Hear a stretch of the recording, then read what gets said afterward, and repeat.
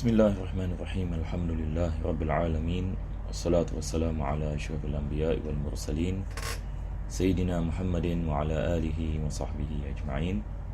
Alhamdulillah, para jemaah dirahmati Allah Subhanahu wa taala. InsyaAllah kita akan meneruskan pengajian di dalam kitab Umdatus Salik karangan Al-Imam Ibn Naqib Al-Masri. Dan kita berdoa kepada Allah, mudah-mudahan Allah menjadikan pengajian ini sebab pengampunan bagi segala dosa, dan Allah mengabulkan segala hajat dan menjadikan kita di antara hamba-hambanya yang bertakwa. Amin ya rabbal alamin. Pada pengajian kita ini yang lepas, kita habis ini membicarakan berkenaan dengan rukun-rukun khutbah ini yang 5. Dan insyaAllah kita melakukan sedikit murajaah ini dengan cepat supaya sebelum ini kita masuk kepada syarat-syarat khutbah. Penulis ini membicarakan tentang, pertama sekali adalah hamdalah, iaitu memuji kepada Allah Subhanahu wa taala. Kedua adalah selawat atas Nabi sallallahu alaihi wasallam. Ketiga adalah wasiat ini dengan takwa. Dan semalam kita membicarakan berkenaan dengan perbezaan di antara melafazkan takwa dengan lafaz takwa ataupun dengan makna takwa. Dan kita dalam mazhab Imam Syafi'i dibolehkan kalau sekiranya khatib menggunakan makna takwa seperti ati'ullah, yakni taatlah kamu kepada Allah Subhanahu wa taala, sebab ketaatan kepada Allah adalah daripada makna ketakwaan. Maka ini dikirakan ini sebagai sah, dan ketiga-tiga ini mesti wujud di dalam kedua-dua khutbah, iaitu khutbah yang pertama dan juga khutbah yang kedua. Dan kesemua ini mesti dalam bahasa Arab. Dan daripada kesilapan ini sebahagian ini khatib dia mendatangkan wasiat ini takwa dalam bahasa Melayu ataupun dalam bahasa English tanpa yang ini dia mendatangkan ini dalam bahasa Arab, maka ini adalah kesilapan yang besar. Yang keempat adalah membaca salah satu ayat daripada Al-Quranul Karim yang membawa makna yang boleh difahami. Yang ini maksudnya dia bukan ini ayat-ayat yang tergantung, sebab dalam Al-Quranul Karim kita ada ayat-ayat yang berkait dengan ayat-ayat yang lain. Maka ayat-ayat seperti itu maka tidak dibolehkan kalau sekiranya khatib mendatangkannya, maka ia tidak membuat khutbah itu menjadi sah, melainkan dia mendatangkan ayat yang mufhimah, ayat-ayat yang membawa kepada makna yang sempurna. Yang kelima adalah berdoa bagi kaum mukminin, dan ini dilakukan pada khutbah yang kedua. Jadi insya-Allah kita akan masuk kepada syarat-syarat khutbah dan sunnah-sunnahnya. Maka penulis ini mengatakan wa syartuhuma at-taharatu was-sitar. Pertama sekali diwajibkan bagi khatib untuk berada dalam keadaan taharah, iaitu suci daripada hadas kecil dan juga hadas besar. Jadi dia mesti berada dalam keadaan wudu apabila dia menyampaikan khutbah. Yang kedua adalah diwajibkan ke atasnya untuk menutup aurat. Yang ketiga wa wuqu'uhuma fi waqti zuhri qabla as-salati. Dan kedua-duanya mesti berlaku pada waktu zuhur, yakni selepas tergelincirnya matahari, sebelum melakukan solat. Maka kita kedepankan khutbah dahulu, baru kita melakukan solat. Wal qiyamu fiha, kedua-duanya kedua-duanya kembali kepada dua khutbah, ya. Kedua-dua khutbah wajib diwujud pada waktu zuhur. Ini khutbah yang pertama dan juga khutbah yang kedua, dan dilakukan sebelum solat, seperti mana saya mengatakan. Wal qiyamu fihima, dan diwajibkan qiyam bagi khatib, maksudnya berdiri apabila dia menyampaikan khutbah yang pertama dan juga khutbah yang kedua. Wal qu'udu bainahuma, dan dia duduk di antara dua khutbah. Yang biasa kita lihat khatib apabila dia menyampaikan khutbah yang pertama, maka selepas itu dia akan duduk seketika sebelum dia menyambung kepada khutbah yang kedua. Wa raf'us sauti, dan menguatkan suaranya bihaitsu yasma'uhu arba'una tan'aqidu bihimul jumu'ah. Maka diwajibkan bagi khatib untuk melaungkan suaranya, berapa kuat yang dia melaungkan suaranya. Dia melaungkan suaranya sehingga 40 orang yang sah dan dikira salat mereka daripada Jumaat dapat mendengarnya. Jadi ini memerlukan sedikit syarat. Maka ulama-ulama kita apabila mereka membicarakan berkenaan dengan kewajipan ini, 40 orang nak kena dengar khutbah.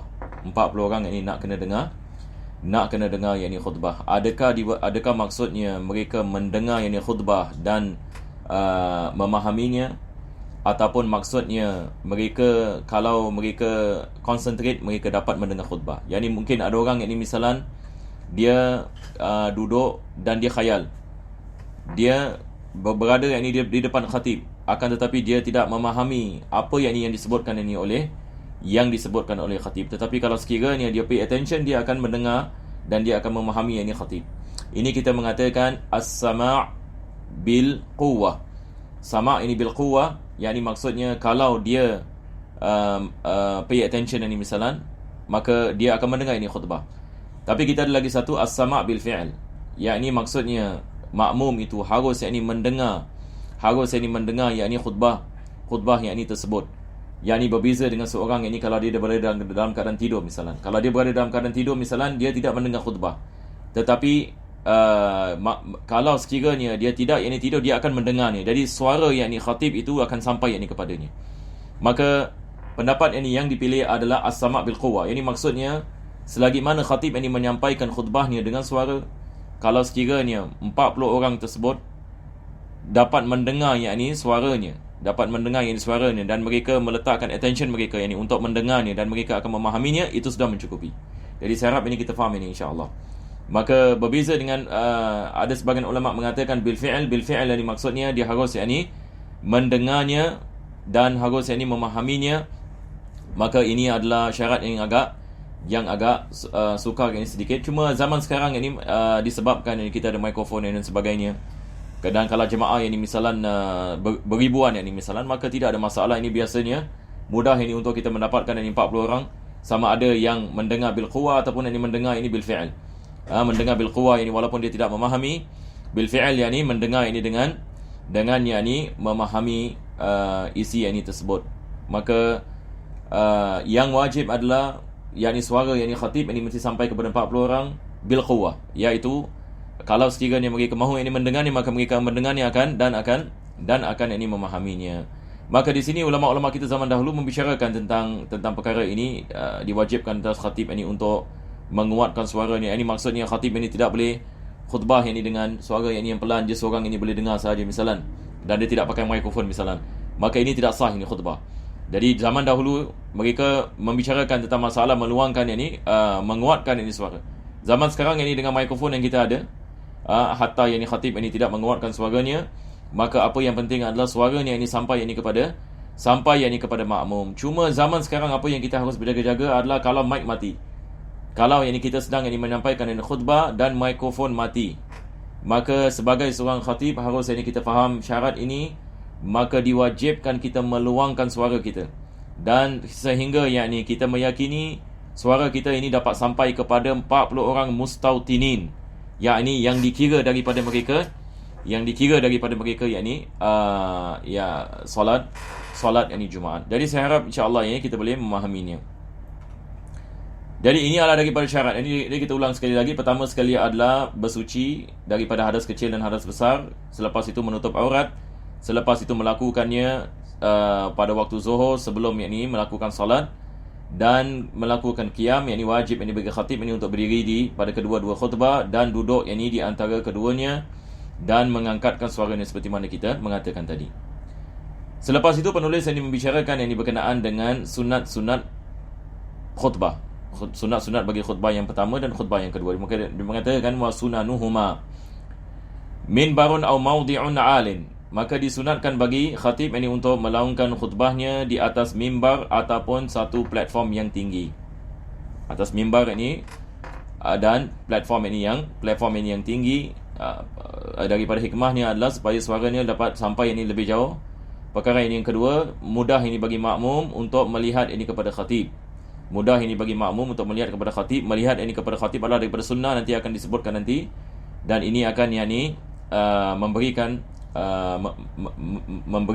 manfaat kepada makmum yang melihat, dan dapat menambahkan konsentrasi apabila makmum melihat kepada khatib apabila dia menyampaikan khutbah.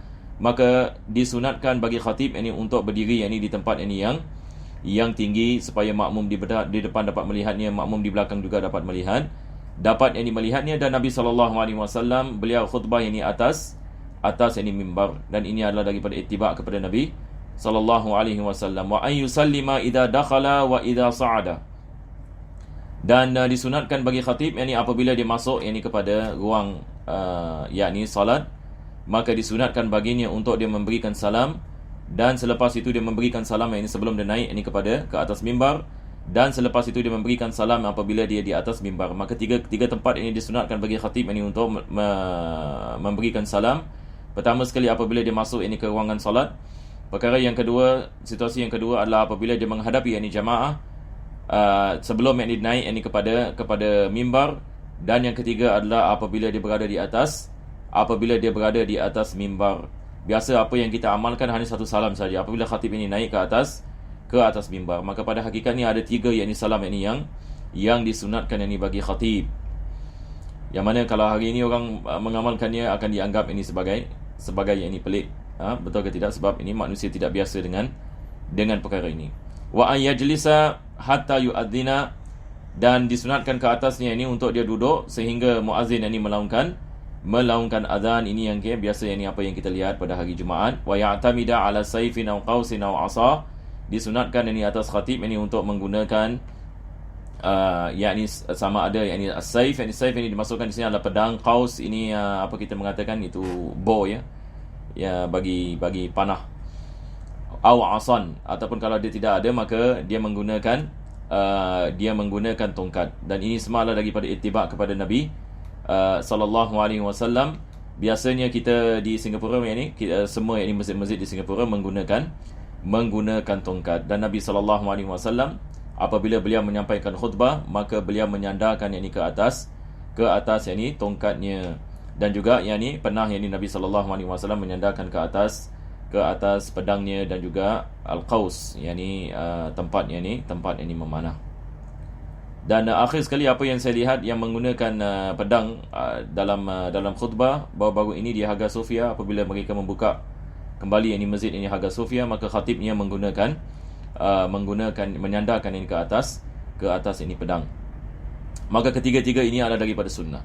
Wa yuqbila alaihim fi jami'ihima, dan disunatkan bagi khatib untuk menghadap kepada makmum pada khutbah yang pertama, dan juga pada khutbah yang kedua. Maka dia tidak menghadap kiblat, dia menghadap kepada makmum dan menyampaikan khutbahnya. Selepas itu penulis ini mengatakan wal jumu'atu raka'atan, salat Jumaat 2 rakaat, yukra'u fil ula al-jumu'ah wa fil thaniyah munafiqun. Kedua-dua surah ini disunatkan walaupun jarang diamalkan di negeri kita. Rakaat yang pertama adalah surah Jumaat, rakaat yang kedua adalah al-munafiqun, ataupun rakaat yang pertama kita baca sabbih isma rabbikal a'la, dan rakaat yang kedua kita membaca al-ghashiyah. Yang biasa kita amalkan adalah sabbih isma rabbikal a'la pada rakaat yang pertama, dan rakaat yang kedua kita baca al-ghashiyah. Ini disebabkan dia lebih ringkas daripada surah Jumaat dan surah al-munafiqun. Kita di Singapura hari Jumaat bukan hari libur, jadi ramai orang bekerja, dan ini mereka punya masa lunch time. Ini berbeza dengan negeri yang lain misalnya hari Jumaat tak kerja, semua orang holiday pada hari Jumaat. Maka pada tempat-tempat tersebut maka lebih afdal mereka memanjangkan membaca surah al-Jumaat dan al-munafiqun. Wa man adraka ma'al imami ruku'a tsaniyah wa tama'anna faqad adraka al-jumu'ah. Maka ini adalah perkara yang penting. Penulis membicarakan tentang satu masalah adalah berkenaan dengan masbuk Kalau sekiranya seorang itu masbuk dan dia masuk kepada salat Jumaat, maka selagi mana dia mendapatkan rukuk imam pada rakaat yang kedua bagi salat Jumaat, maka dia telah mendapatkan salat Jumaat. Ini yang paling minimum. Yakni sebagai misal, imam sedang melakukan rakaat yang kedua salat Jumaat, dan dia sedang melakukan rukuk pada rakaat yang kedua, dan makmum datang lambat dan takbir dan mendapatkan tumaknina bersama imam. Seperti mana kita membicarakan sebelum ini dalam bab salat, wajib kita mendapatkan tumaknina bersama imam di dalam rukuk, maka baru kita mengatakan dia mendapatkan salat Jumaat. Apa maksudnya kita mengatakan dia mendapat salat Jumaat? Maka maksudnya adalah dia melakukan salat 2 rakaat. Selepas salam imam dia tambah satu Satu rakaat. Sebab rakaat yang kedua dia mendapat bersama imam. Berbeza dengan satu orang, yakni yang tidak mendapat rukuk yang kedua. Tidak mendapat rukuk daripada rakaat yang kedua. Misalan pada rakaat yang kedua, imam bangun daripada rukuk, sami Allahu liman hamidah, makmum Allahu akbar. Dia mendapat bersama imam dalam i'tidal pada rakaat yang kedua. Di sini kita mengatakan dia tidak mendapatkan yakni solat Jumaat, maksudnya diwajibkan ke atasnya solat 4 rakaat selepas salam ni imam, dan 4 rakaat ini dikirakan sebagai solat zuhur dan bukan yakni solat Jumaat, dan tidak diwajibkan baginya untuk niat bagi solat zuhur, sudah mencukupi baginya niat bagi solat Jumaat. Yakni apabila dia masuk kepada solat Jumaat, dia niat solat Jumaat, fard Jumaat makmuman. Jadi apabila imam salam, langsung yakni dia naik dan dia menambahkan berapa rakaat? Dia menambahkan 4 rakaat. Ini yang khulasah, ini apa yang akan disebutkan oleh penulis ini di sini.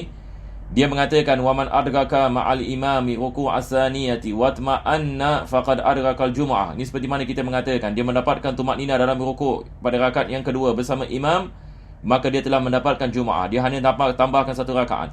Wa in adrakahu ba'dahu, tapi kalau dia mendapatkan dia masuk bersama imam selepas ini rukuk yang kedua daripada rakaat ini yang kedua, rukuk ini daripada rakaat ini yang kedua, fatathul jumu'ah, dia tidak mendapatkan solat Jumaat, fayanwiyal jumu'ah khalfahu, maka dia meniat ini solat Jumaat ini di belakang imam tersebut, walaupun dia mengetahui dia tidak mendapatkan Jumaat, dia tidak niat zuhur bila dia masuk ke dalam solat.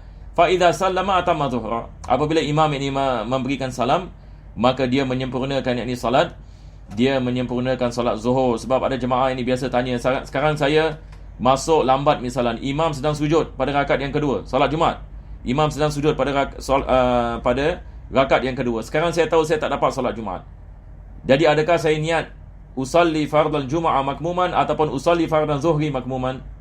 Maka jawapannya adalah usalli fardal Jumu'ah makmuman. Walaupun kita mengatakan dia tidak mendapatkan solat Jumaat, tapi sekarang ini imam sedang melakukan solat Jumaat, dia meniat ini solat Jumaat, akan tetapi dia sempurnakan zuhur.